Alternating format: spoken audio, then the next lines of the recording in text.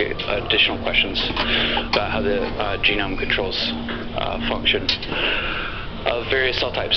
So this is the same outline you saw yesterday. We have a lot of slides, so I'm gonna skip through the intro. So initially, as I said, we used dCas9 in bacteria just by targeting this protein to specific sites along the genome. We can inhibit RNA polymerase elongation. This unfortunately does not work so well in human cells, and so we've taken to appending additional domains to more robustly control transcription. And so our goal early on, once we realized that dCas9 alone didn't perturb transcription by much in human cells, was to ask whether we could append domains to either silence transcription or activate transcription to dCas9, so that in essence we have the platform shown on this slide, where we have an RNA-guided DNA binding platform with which we can fuse a variety of effector domains and then easily target these effector domains to arbitrary regions of the genome to enact some function. And so one of the reasons I talked extensively yesterday about the historical perspective of synthetic biology and controlling transcription was we moved very quickly early on because we could take a playbook from what had been done and just repurpose it over to CRISPR. And so I showed you ways that you can silence or activate transcription yesterday using various domains that had been defined over the last 20 or so years. And so we, not being very creative, took a handful of those domains and appended them to dCas9 and asked whether we could control transcription. And so this is one of the earliest experiments that we did, where we took this well-characterized CRAB domain that I had shown you yesterday. This is a scaffold that recruits additional enzymes to change local chromatin marks. And so we appended this domain to dCas9 and transfected or infected reporter cells that expressed a simple GFP reporter with a guide targeting the reporter and this CRAB dCas9 fusion domain, and then just asked a very simple question a few days later whether we could turn GFP expression on. Sort of exactly the same experiment as I showed you in E. coli, but here we're using human cells and we've got some additional effector domains. And so this data is shown on the right, where there's a FACS plot looking at human cells that express either this GFP reporter, and then we can compare those cells to cells that express no GFP, or if we target the GFP reporter with an sgRNA that targets this dCas9 CRAB fusion protein to the reporter, we can see that we can pretty robustly turn transcription off. So these two histograms are largely overlapping, suggesting that there's almost no GFP remaining expressed from this reporter. So this was sort of the first experiment that worked to the point where we were excited about using dCas9 to control transcription in human cells. But our ability to semi-robustly control transcription doesn't really mean that much if it's not a general property. And so we went about testing quite a few guides targeting this GFP reporter just to try to derive rules sort of similarly as we had done in bacteria as to where we needed to position these complexes along a gene to most robustly control transcription. And so you can see, you can test, there's 8 guides up there. Some of them work, not all of them work. We started to learn preliminary rules, and some of those I'll go into in additional detail. But the point of this slide, I think, is to show you that we are actually controlling transcription with these domains. So this is a slide looking at repression of this GFP reporter. If you just target the GFP reporter with dCas9 alone, and here you can see, some of these guides are somewhat active, but you don't really see more than about two-ish fold repression. And if you add this domain, now you start to see, more robust repression. And so we've improved on this over time, but this is our first hint that we actually are targeting these domains functionally to a gene to control transcription, and that this is happening through local changes to the epigenome. So we're not directly editing the epigenome with an enzyme, but we're using a scaffold to recruit endogenous enzymes that edit the epigenome to turn off transcription locally. So what I showed you previously was a reporter. We also early on showed that we could repress endogenous genes, and that we could, similarly to bacteria, repress at least 2 endogenous genes. So this system could be multiplexed. And this was early results. Maybe not, we're not completely turning transcription off, as I'll show you we can later, but these were encouraging that we begin to suspect that we could control expression of a variety of endogenous genes in artificial reporters, either as single genes or as sets of genes, using these artificial transcription factors in human cells. Sort of similar to what I'd shown in bacteria, we wanted to know whether we could also use this technology to target promoters to silence transcription, not by targeting a gene body, but instead by targeting a promoter. And so we were able to show, using this well-characterized SV40 promoter driving expression of GFP, that we could turn off transcription of the GFP reporter by targeting various sites along the promoter. We also were interested in a more subtle question of whether we could use dCas9 alone, just a protein, in a eukaryotic cell to compete with an endogenous transcription factor for a binding site at a promoter. So you can imagine this is sort of a different question, where we were sort of very, in a simple way, probing whether we could map regulatory regions across the genome by competing two proteins for a specific binding site. And you can imagine this would have a variety of applications in mapping enhancers or promoters. But the first experiment we did to test this was we didn't use a completely endogenous system, but we had a reporter that had TET binding sites that drive venous expression, and we constitutively expressed a TET activator protein that induces venous expression. This is in yeast, actually, so you can see that when you express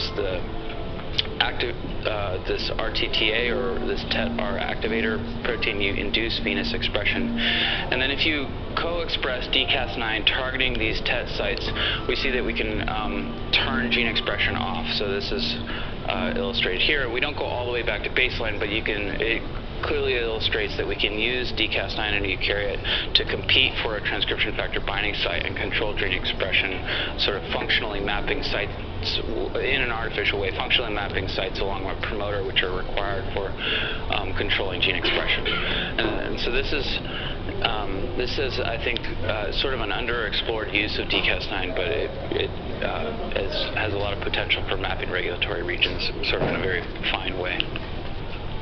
So our ability to control transcription is only useful if it's specific. So if you have, doesn't matter how robust your ability to control transcription is, if you're deregulating many genes across the genome, that's not going to be a very useful tool for understanding how biological systems work. And so I'm not presenting these experiments in temporal order, but after we saw that we could use these dCas9 crab fusions to edit the epigenome and control transcription, we immediately went and did an RNA sequencing experiment to see whether our ability to control transcription of these reporters was specific. And so I like this experiment for a couple of reasons. One is it gave us the answer we want. So that data is shown here. This is the transcriptomes of two populations of cells, one of which expresses a negative control and the other expresses a sgRNA targeting this GFP reporter. So when we express the sgRNA targeting GFP, we guide the dCas9 crab fusion protein to the GFP reporter and turn transcription off. You see that GFP expression goes down. Very satisfyingly, though, we saw that really the expression of no other genes change. So this implies that we can both robustly and very specifically control transcription. When we saw these results, this was really where we got excited about using this as a means of controlling transcription in human cells. The reason this experiment works sort of well, and the reason we did it, was that you could imagine it can be hard to test specificity your specificity for modulating transcription for endogenous genes. If you overexpress or knock down an endogenous gene, that's going to have primary effects on the gene you're targeting, but could also have a variety of indirect effects. You can imagine if you're knocking down an enzyme that's required for some metabolic function, you're going to knock that enzyme down, but then over time you're going to accumulate secondary transcriptional changes. And so it's one of the ways that we like to measure specificity is repression or activation of proteins that have no functional consequence on the cell. And that allows you to really measure your direct effect on transcription and not convolute this with other effects. So these are additional control RNA experiments that show that expression of a guide alone or the Crab fusion alone don't really have much of an effect on cells. So these aren't like grossly toxic to a cell. And this is an important point for thinking about, applying these to a variety of models. You wouldn't want to have some gross underlying toxicity if you're trying to study some stress response or developmental response. Similar to what we showed in bacteria, we showed that our ability to turn off transcription in human cells is controllable. So we can create inducible systems where we can induce the expression of our CRISPR-I constructs to turn off transcription acutely, and then we can withdraw these inducers. In this case, we're using doxycycline. The promoters go off, and the artificial transcription factor goes away, and genes go back on. So that's shown more or less here, where we've done an experiment where we knocked down these two genes. We then wash out doxycycline, so DCAS9, the CRISPR-I expression goes off, and you can see transcription comes back on, sort of with delayed kinetics relative to what I showed you yesterday for bacteria, but nonetheless suggests that our ability to control transcription is inducible and reversible, and the changes that we make to editing the epigenome are not inducing permanent silencing of a gene, but rather are locally changing chromatin in a way that is fully reversible. You're controlling the transcription of DCAS9 here. Did you try to mutate inhibitory protein? Which ones? Like the small molecule, like small protein inhibitors. Yes. No. So you're talking about the anti-CRISPRs? Yes. Yeah. No, so we've used more sophisticated schemes to control activity, where we have small molecule dimerization systems where you can, what was shown, one of the things that's shown yesterday was these split Cas9 systems, where you're not controlling transcription, you're controlling protein dimerization using a small molecule. We have done that. We have not used an anti-CRISPR to control our DCAS9 constructs. You definitely should be able to, but we're doing those experiments, but they haven't been, we've been a little short-handed recently, and so we haven't gotten around to them. The anti-CRISPRs are relatively new, so these really have only been applied in human cells over the last, 6 months or so successfully, and we just haven't had strong biological motivation for testing that. I mean, I think it was shown to work with Cas9, and so once that worked, it's very likely to work with DCAS9, but definitely an additional level of control that would be exciting. So. Except that the anti-CRISPRs freeze the bound complex, so they might not be effective in preventing the transcription. Right? That's true. We don't actually know. You're right. Yeah. Although for the one the anti-CRISPRs all, the first three characterized, all have different mechanisms for inhibiting cascade, so even if the one that was shown yesterday doesn't work for DCAS9, there's some rationale to think that we could find one that would work, but we'll see. We haven't tried. So, see, perhaps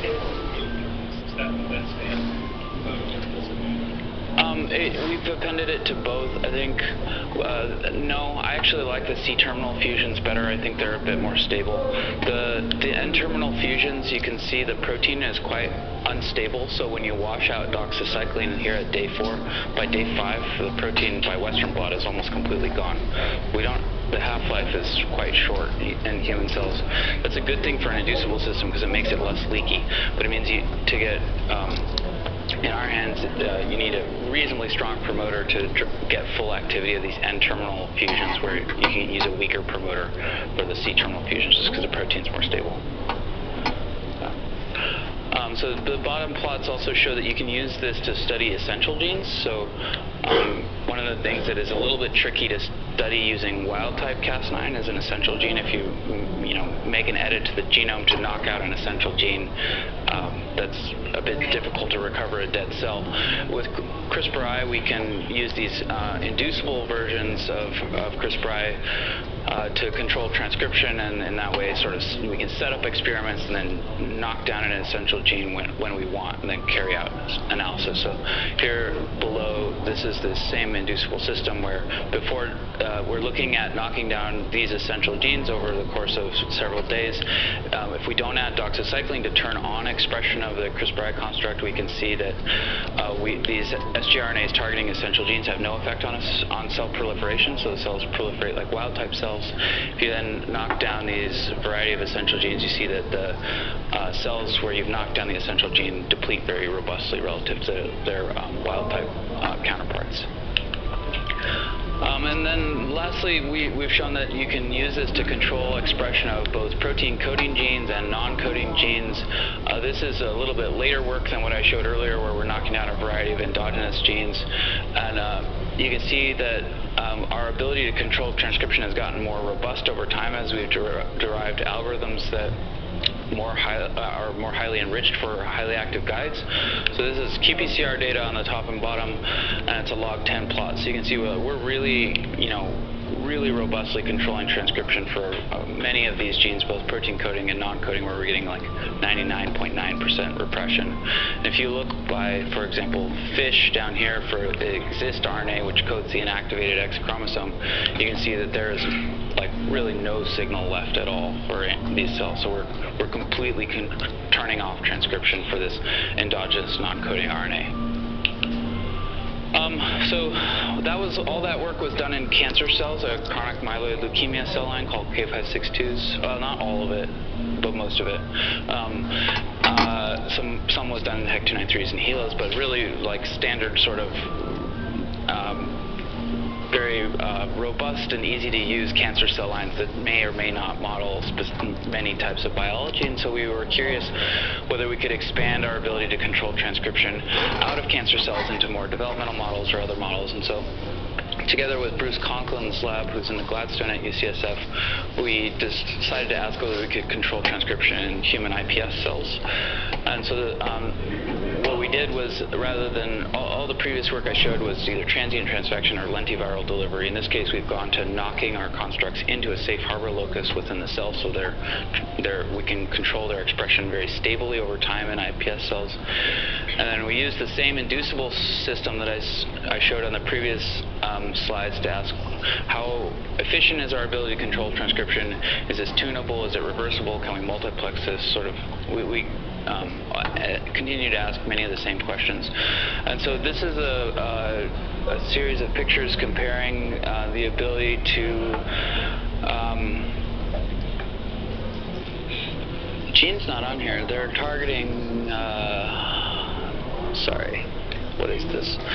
So this is actually just a schematic to show that the system works, that you can knock these constructs into the genome of an iPS cell, and that we can control expression of either Cas9 or dCas9 within a regulatable system. So in both cases, we've targeted either our CRISPR-I constructs or a Cas9 nuclease to the AAVS1 locus. We can use a TALEN to make a double-strand break, which increases homologous recombination, and then we have use a long double-stranded linear donor to knock in all of this business into these AAV